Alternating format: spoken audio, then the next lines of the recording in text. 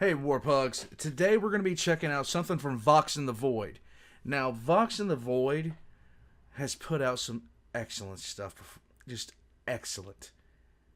And this is going to be no different. This is Abomination, a Warhammer 40k story.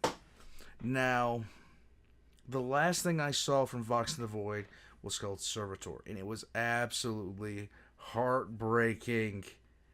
It was so bad that if you don't listen to Vox in the Void, and this is your first introduction to him, I have a whole playlist where I have checked out things by Vox in the Void in the past. His link is going to be in the description down below. A lot of times you guys tell me that I introduce you to new storytellers, new things, just the way that you guys do it to me. I hope I introduce you guys to Vox in the Void through this. If you have not been introduced already, this is Abomination. This was requested by Bro Jiro. Let's get into it.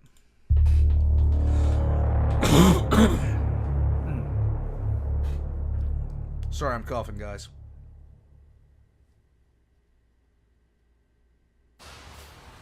The air was thick with orange smog, rising from the uncountable choked lungs of the forge machine. Millions trudged along the main throughway, dragging heavy bionics that malfunctioned and sputtered along the soot-stained road. They passed beneath vast archways that creaked under the weight of ceremonial cogs and the red banners of ancient Mars. Huge, loud hailers droned the Credo Omnissiah on repeat, drowning out the sound of shuffling feet and the thousand groans of failing flesh. There is no truth in flesh, only betrayal. There is no strength in flesh, only weakness. There is no constancy in flesh, only decay. There is no certainty in flesh but death. Scion Maximilian Vanderlyn the 23rd watched from the viewing gantry, fighting back a cough.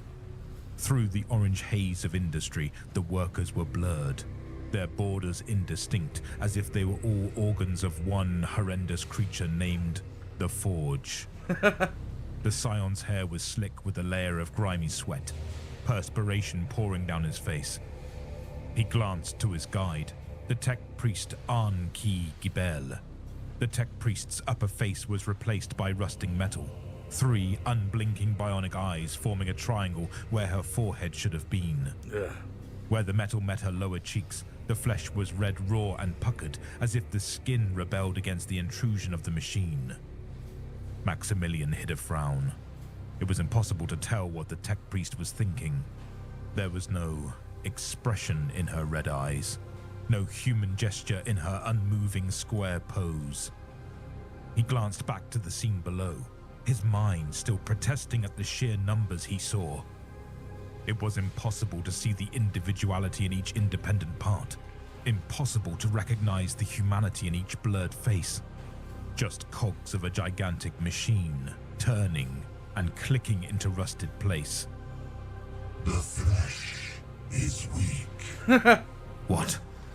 All 3 of Arn-Ki Gibel's eyes were focused on the Scion. What your organic brain cannot comprehend is but simple arithmetic to the blessed machine. Maximilian chose not to rise to the contempt in the tech priest's voice. He steadied himself, resolving to show no emotion at all. He wasn't a fool. This was not a world of the Imperium.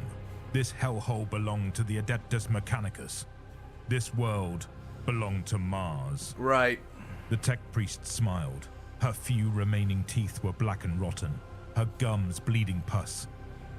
Our tour continues, lordling of the Imperium. She turned towards the descender lift, her red robes trailing dirt. Maximilian glanced to his father's seneschal, Gregorius. The old man still stared at the crowds below, his knuckles white where he gripped at the railing. When he noticed Maximilian's eyes upon him, he slowly turned, neither smiling nor grimacing. With the smallest of gestures, he nodded for the Scion to follow the tech priest. Maximilian... One thing to understand about the Mechanicus, if you are just getting into 40k lore, you don't understand that much about 40k lore. If you were to be dropped on a planet of the Mechanicus, you would be horrified at what they've done to themselves and what they continue to do themselves. The amount of absolute body horror involved in the Mechanicus is absolutely appalling. And you would be stunned where you stood just to see what they have actually done to themselves as a culture. They will take off perfectly good limbs and replace them. They will replace their organics with cybernetics. And they do this all to get closer to the machine. They will always leave some part of them organic as to not become cyborgs, which would be abominable intelligence. But they're going to try to get as close as possible. They are 150% body horror. And I don't care what terrible movie you've seen in the past, it equates to nothing compared to what the Mechanicus does to itself. That is just widely accepted. Ian could feel the old man doddering behind them. Arnki Gebel placed a wrinkled hand on a red flashing cogitator rune, soothing it to a placid blue with a drone of incomprehensible binary. The descender lift shuddered into use, grinding through grime and soot as ancient cogs turned with creaking stiffness. Maximilian went to talk, but the noise of the descender lift was deafening, almost drowning out the maddening repetition of the Credo Omnissiah. He felt Gregorius's hand on his shoulder, the seneschal giving him a slight squeeze of support. Maximilian brushed him off with impatience. He was not a child anymore. He stumbled as the descender lift came to an abrupt stop. To his chagrin, both Gregorius and Arnki Gebel remained steady. Without a glance back, the tech priest walked on. She moved with a heavy limp. Maximilian wondered if it was due to debilitating injury, age, or ill-fitting bionics. In any case, it was impossible to tell beneath the bulk of her oversized, grubby robes. Maximilian thought he could hear the sound of straining bionics, but even that was a guess. The sound of machinery whirring and clicking and fizzing was constant, assaulting them from every direction as they moved through the forge. He smoothed down his regalia, wrinkling his nose at the black stains that soiled the crisp blue of his family colors. One can't help but get dirty here, he mused. Where are you taking us, tech priest? He asked. You have seen the change of the shift, lordling of the Imperium. Typically, this is all your organic brains remember of these visits, but this is a weakness of the flesh. This unit endeavors to correct you. Now, this unit shows you the workings of the blessed machine. Are the laborers not part of these workings? A facile observation that rests upon linguistic equivocation. This unit predicts that you understand her meaning. Maximilian felt Gregorius's hand on his shoulder again. He shot his father's seneschal an angry glance. I meant no offense, tech priest. I count myself fortunate to see the true workings of the machine.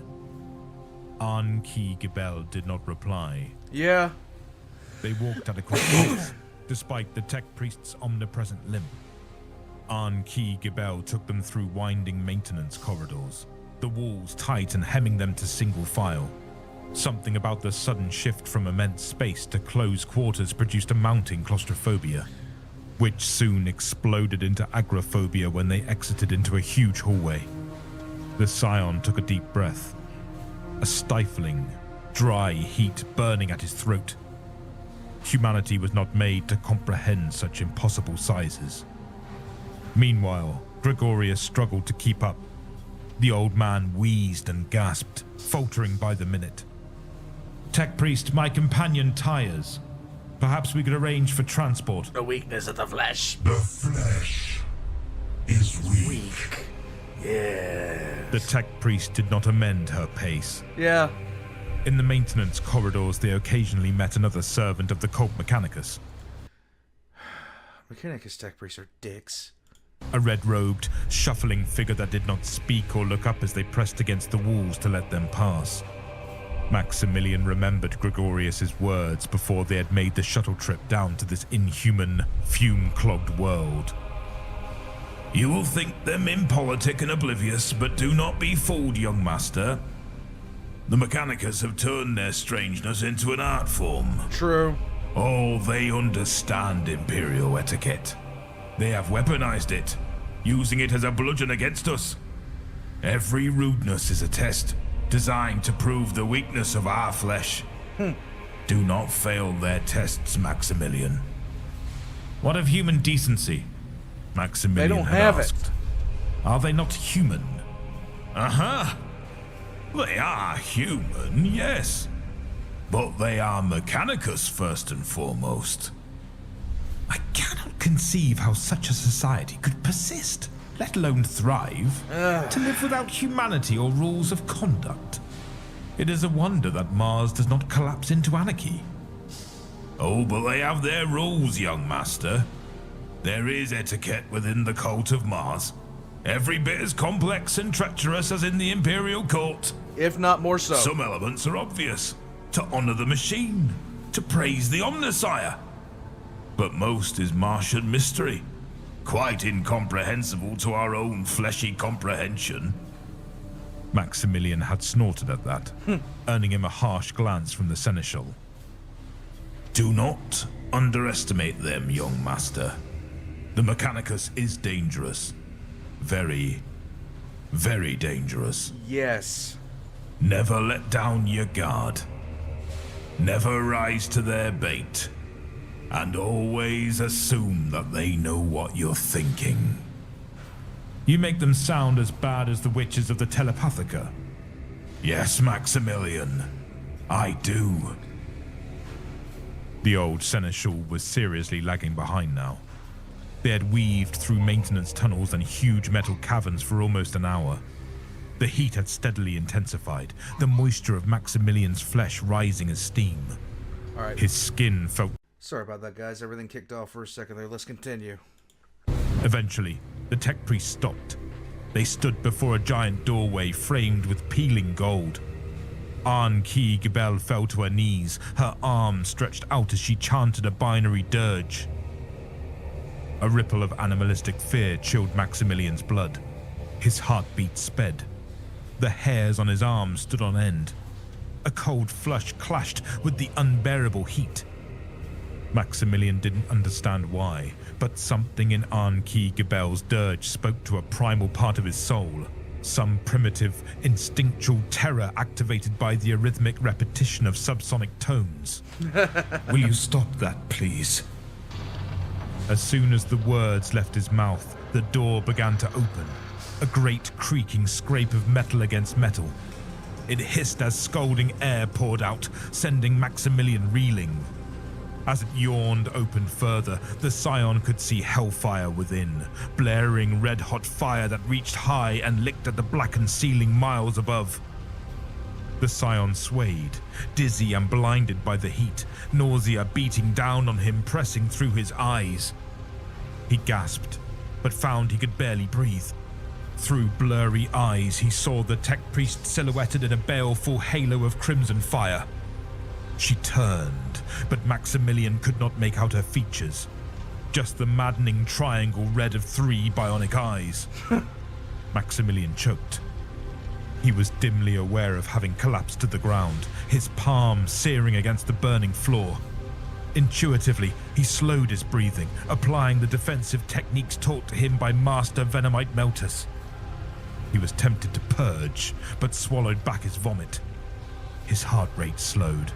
With every blink, he could see a little more, the tech priest appraising him. The legions of kneeling supplicants inside the chamber, the largest inferno he had ever seen, swallowing up the sky. As the air pressure stabilized, he could hear screaming. Behold Behold, the heart of the forge machine. Maximilian forced himself to stand, the outer layer of flesh peeling from his palms. He gritted his teeth and forced himself to focus. If he squinted, he could see something around the flames, the glint of a force field straining to contain the immense fire. The blaze seemed to originate from a gaping cylindrical device in the ground, some mile across, and through strained eyes Maximilian could see that the rippling heat was thirstily lapped up by an identical aperture in the ceiling. Arn-Ki Gebel was grinning, even as her lower face blistered and peeled. Life is directed motion. The spirit is the spark of life. Flesh is fallible, but ritual honors the machine spirit, and to break with ritual is to break with faith. I don't understand. The heart of the forge machine consumes an average of 0.023 million units a day. Through ritual and sacrifice, the machine spirit is honored and endures. Maximilian examined his red raw hands. Whoa! Human sacrifice! Yes. Why?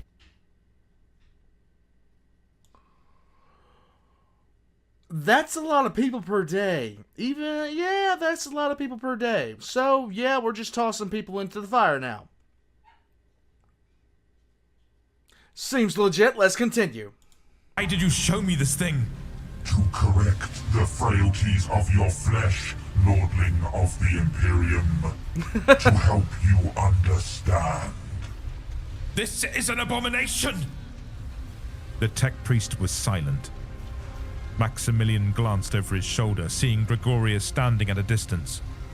Even though the old man avoided the worst of the heat, he looked haggard, his skin steaming with sweat, black smudges staining his face. Yeah. The scion shook his head. I would like to leave, tech priest. As the tech priest led them away, Maximilian thought back on his conversation with Gregorius. He remembered frowning. If they are as bad as the witches, then why are they tolerated? For the same reason that the witches of the Telepathica are tolerated, young master. Because the god emperor needs them. Maximilian had gone to scoff, but the old man... Because without the mechanicus, the Imperium would not be able to build jack. That's why the mechanicus exists. And because Perturabo and Ferrus Manus, one is a traitor and one is dead, because they're not there to take up the mantle of the mechanicus and basically replace them. There you go. Man had placed a hand on his wrist. Put such thoughts out of your mind, Maximilian. Forget any notion of common humanity or compassion. Yeah. You cannot risk such luxuries here. Maximilian refocused. Arn-Ki Gebel had led them through another maze of maintenance tunnels and cavernous hallways, a blur of creaking gears and blackened cogs. The scion felt dizzy, his body struggling to cope with the abrupt shifts in temperature and space. His mind was groggy, his mouth horribly dry. With a twinge of alarm, Maximilian realized that Gregorius was nowhere to be seen. He's down. My father's seneschal. This way, Lordling. Oh, A blast of relatively cold air sent Maximilian tottering. He realized that he was in the spaceport, dozens of shuttles landing and taking off every minute, a maddening frenzy of constant motion. Servitors unloaded and refueled vessels, overseen by red-robed adepts. Heavily augmented pilots sat in their cockpits, fizzing wires connecting the top of their spines to blinking cogitators. Imports of human cargo marched out in chains, dragged along by towering Skitari. Your shuttle is being prepared for disembarkment. Wait here. Just leave. Maximilian barely registered Arn-Ki Gebel's words. He staggered backwards, supporting his weight against a row of fuel barrels. The sky was full of buzzing insects. No, They were shuttles, Yep. swarming in concentric circles, waiting to land. Oh. The Scion blinked, getting out of the way as a heavy servitor stomped towards him, reaching for a fuel barrel with its servo arm. The servitor was dwarfed by the barrel, but it shouldered the load without complaint, an ant lifting 10 times its own weight. The Scion watched it go, marveling at the scene.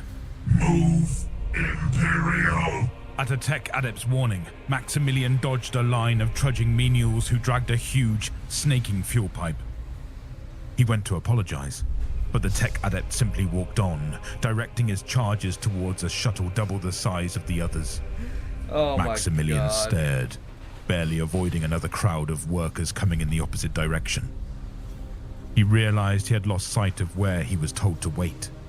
There were so many people and machines milling about, obeying some profound order he couldn't fathom. He tripped over a cable, sprawling to the ground. Instinctively, he went to catch his fall with his burned hands, letting loose a sharp hiss of agony from his parched lips. He groped at the floor, trying to find his wits and balance. A firm hand grabbed the back of his shirt and dragged him upwards. Thank you. The Skitarii stared back. It had no face, though Maximilian couldn't tell if what he saw were bionics or simply armor. A grated respirator for a nose and mouth. Red-tinged goggles for eyes, all shadowed by a heavy red cowl. Yep. It loomed over the Scion, bulked out in a carapace cuirass, its arms bionic and inhumanly strong. I seem to have lost... Wait. What are you doing? The Skitarii grabbed Maximilian's wrist, almost breaking the bone as it yanked him forwards into a line of chained men and women. Before Maximilian could fully process what was happening, he was manacled and being dragged with the others. Wait! No! This is a mistake! Wait! Listen to me! A rush of terror brought back Maximilian's wits as they approached the edge of the spaceport. He glanced wildly about, looking for someone that could help him. Everyone seemed utterly oblivious to his cries, but he tried anyway, explaining, insulting, pleading. Tech priest! Tech priest!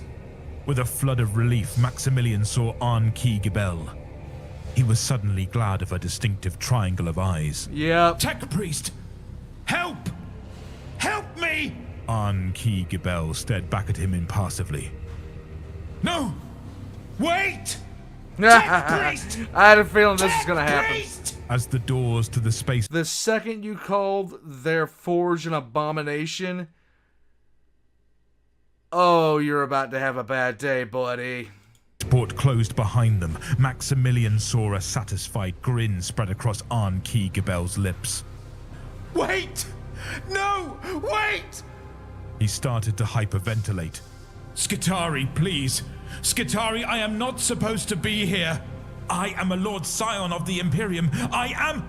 The Skitarii turned and delivered a sledgehammer uppercut to the Scion's chin. The blow was immense, slamming Maximilian's jaw onto his tongue and severing it in an instant. Ooh! The Scion tried to scream but only managed a gurgled cry of gushing blood. He vainly struggled, but he was hauled forwards, his tongue trampled by the line of people behind him. He could just about see it, pulped and abandoned on the grated floor. It was too much. Maximilian passed out. When he awoke, he was pinned upright to an X-shaped metal cross. The air was frigid, stinking of chemicals. The Scion felt groggy.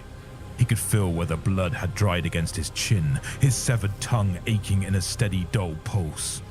Purple bruises blossomed over his body. After a few beats, Maximilian realized he was naked. He tried to free himself, but he was clamped in place, struggling against steel. Maximilian tried to calm himself. Some time had elapsed, enough time. You should have kept your mouth shut about their forge. They're kind of particular about that kind of shit. For Gregorius to reach the spaceport and ask the necessary questions. Damn that old man, he thought. If he had just accepted bionics for his legs, this would never have happened. He tried to look around, but his neck was clamped in place. From what he could see, the room was small, almost like a cell.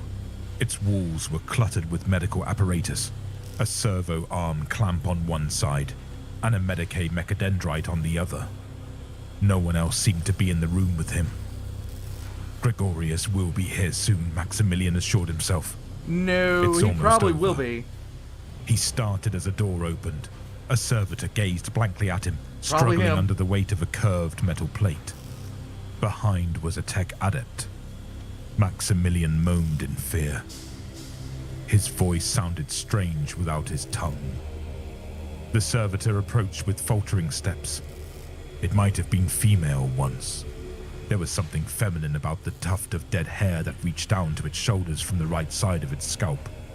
Either way, it did not respond to Maximilian's muffled pleas, slamming the metal plate into his chest with crashing force. The tech adept stepped forwards with an electro drill. Behind it, a line of servitors waited silently, carrying tools and bionics, gears and wires. Maximilian screamed as the tech adept drilled the metal plate into his body, feeling his skin corkscrew away as the nails were fixed to his shoulder blades and ribs. His vision swam in agony, returning to sharp focus as the wall-mounted medical mechadendrite injected him with a concoction of life-saving chems. He felt his blood swim from the holes the tech adept had made in him. Welcome to hell, Population U, buddy. You should not have talked shit about their big fire. Just saying, welcome to hell. Running like lubricant between his flesh and the plate. Another servitor stepped forward, handing the tech adept an electro saw before bowing back. It buzzed into life, slicing through the skin of Maximilian's shoulder before finding resistance at the bone. The scion howled, fighting wildly against his restraints. The wall-mounted servo arm pinned him down as the left arm ripped away, his underarm skin tearing and giving way to a splatter of blood. The next servitor entered, Bruh, you didn't have to go this far. Come on, man. presenting a grubby bionic. The tech adept pinched at Maximilian's exposed nerve fibers, cleaning them of bone dust and skin as the blood flowed in steady bursts. The medical mechadendrite injected Maximilian again as the tech adept reverently took the bionic arm, chanting to the Omnissiah as it unspooled wiring from the augment's inner workings. With delicate metal hands, the tech adept wove the wires around the nerve fibers and soldered them together. As Maximilian shrieked, the tech adept fed the wires back into the bionic arm, positioned it against the scion's shoulder, and reached once more for the electro drill. Maximilian continued to howl. Some innermost portion of his mind urged him to speak, to tell the tech adept that there had been a mistake. But the pain was too great for him to manage anything but screams. He stared with horror at the bionic arm as the medical mechadendrite applied another dose of stim. It was an ugly thing, too large for his frame, dragging him downwards against the clamps. It was a thing fit only for a menial wretch. A hideous, unspeakable thing. He convulsed as aluminum charge spasmed through his body. He spat fizzing blood on his metal chest. The tech adept applied the electro saw to Maximilian's other arm, the sword bone left behind a white sheen of dust, shaded with crimson as his right arm tore away. Then the pinch. The white-hot agony of metal against nerve fibers. The soldering. The drill. Vox, bruh, we gotta talk. Me and you, just one-on-one, man. I will bring the beers. You just bring yourself. We'll just sit down and have a conversation about this shit, okay? Maximilian wheezed. Distantly, he realized he wasn't screaming anymore. Yeah? His throat lacerated and useless. He tried to think. There was a name. Someone who might still come, but it was hard to think. Hard to think past the pain and the animal part of his mind that screamed in tortured terror. It was like a secret. Something that might still save the scion if he could only remember. A name. A name. The scion was dimly aware of intense pressure against his torso. The tech adept was attaching metal girders to the plate, building an exoskeleton to support the immense, ungainly weight of Maximilian's bionic arms. A sharp pain in Maximilian's neck signaled another stim injection. Another spasm of aluminum sent him convulsing. He gaped down at his body, a scaffolding of bloody metal parts. Inhuman. Not his. Maximilian wanted to scream, but it hurt even to breathe. He suddenly had the absurd thought that this couldn't be real, that he was about to wake up, that this couldn't possibly be happening to him. Next, the tech adept took his legs. Shuffling servitors brought in the replacements, sooty, clunking things with exposed, rusted gears. Maximilian's eyes rolled back as the agony began anew. He didn't even notice when the tech adept castrated him with pincered calipers, his mutilated genitalia flopping limply to the blood-soaked ground. When it was finally over, another dose of stim jolted him into focus. The tech adept stood appraising him with cold green eyes. The scion could feel a tremendous weight dragging on his skin, a terrible new mass that pulled him towards the earth. He tried to look at the tech adept, but he could barely lift his head. He grunted, spitting blood as the tech adept reached out with a hand and took him by the broken chin, inspecting him like a prize grox. A thin, winding mechadendrite unspooled from beneath the tech adept's robes, uncoiling towards the scion's face. This isn't real, Maximilian thought. This can't be. You've been looking at it the entire time that you've been here. How do you think they got like this? They just woke up one day, opened a box of Rice Krispie treats, and oh, I have a new arm. What did you think happened? Thin mechadendrite burrowed up Maximilian's right nostril, finding the young scion's frontal cortex.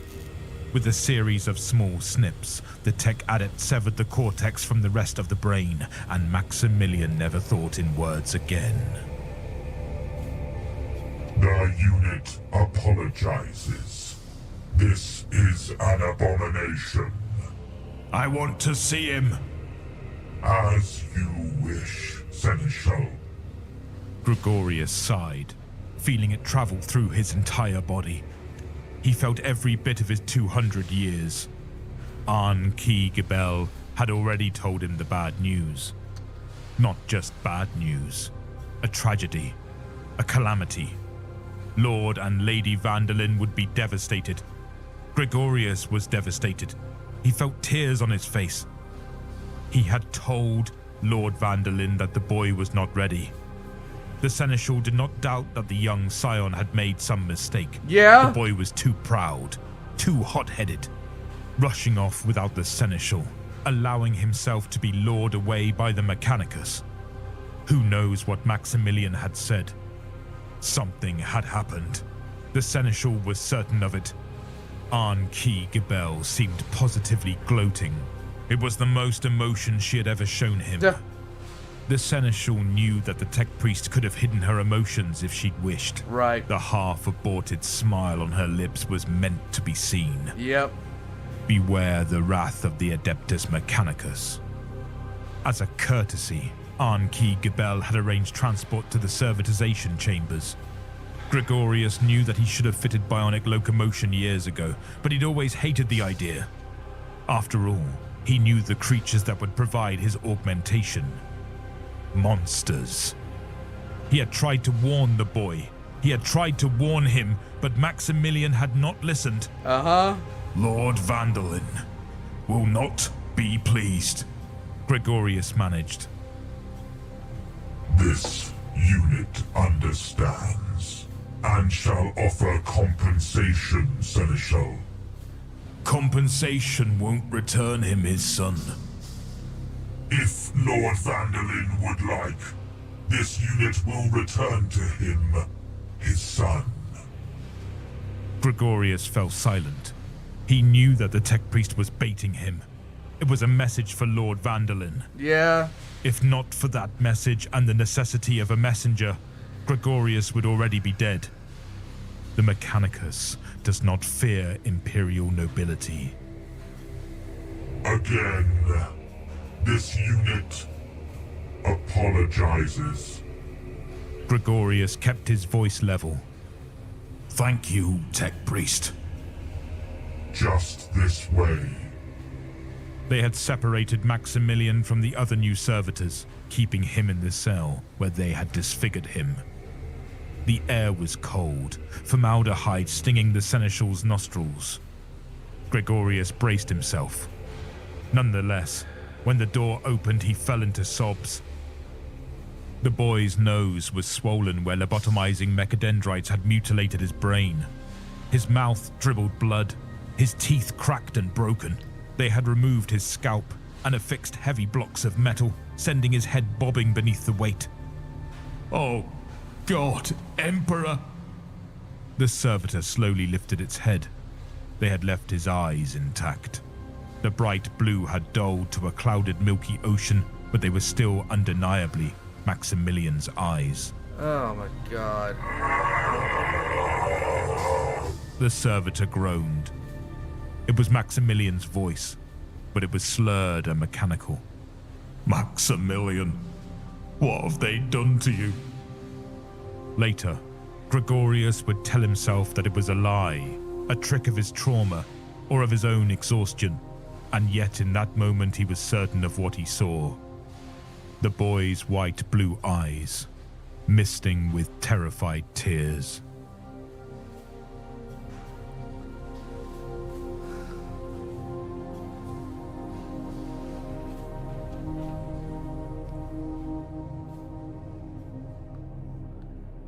Oh.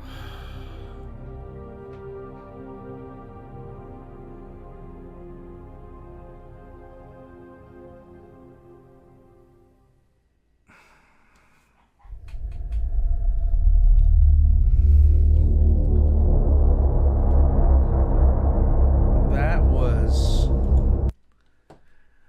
okay.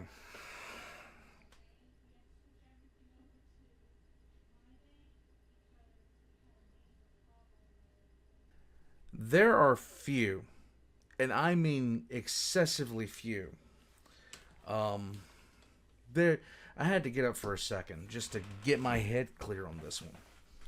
There are excessively few people who can accurately portray how utterly insane 40K is. Because this would be an occurrence that would happen. Why is there a bug flying around my room? This would be an occurrence that would happen. This is something that would occur. And this is how servitors are made. There's no anesthetics involved. What's the point? What's the point? This is the mechanicus. For anybody that was just a bit confused about what would happen in that particular instance, this is the mechanicus.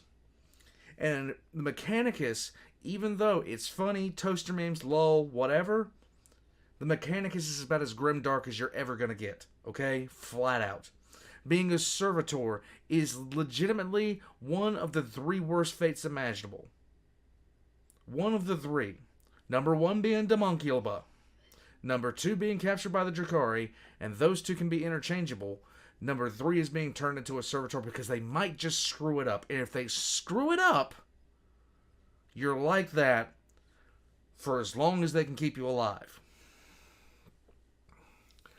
This was legitimately disturbing because this is reality in 40K. This is reality. This is what happens. And this is what separates what I call other universes from 40K. From 40K in and of itself. Because we don't talk about this kind of stuff in terms of this level of graphic detail. We don't tell stories about it. But this is the truth of the universe in and of itself. How do servitors get made? Just like that. Just like that. They're not going to bother with anesthetics. They're not going to bother rendering you unconscious. They're going to do it to you while you're screaming. Until you're not a person anymore. And they're on humanity's side. They're not some evil empire that humanity's trying to fight. They're the allies of the Imperium. Welcome to the Grimdark, everybody. This is probably the finest example of exactly how bad it can get in the Imperium. Because this was done to this guy quite simply as a statement. And it's because he screwed up and called the fort. I fully believe this is an abomination line that the tech priest said to Gregorius was fully him basically letting Gregorius know this is where your boy screwed up. He called our big fire an abomination. So we're going to turn him into one. And we're going to call it a day. Guys, this was outstanding. The Puglars are going crazy.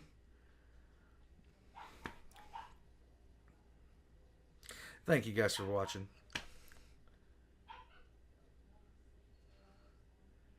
She just lets him bark. I don't know. Thank you guys for watching. And just check the description down below for all of Vox and the Void's links. And 1 second.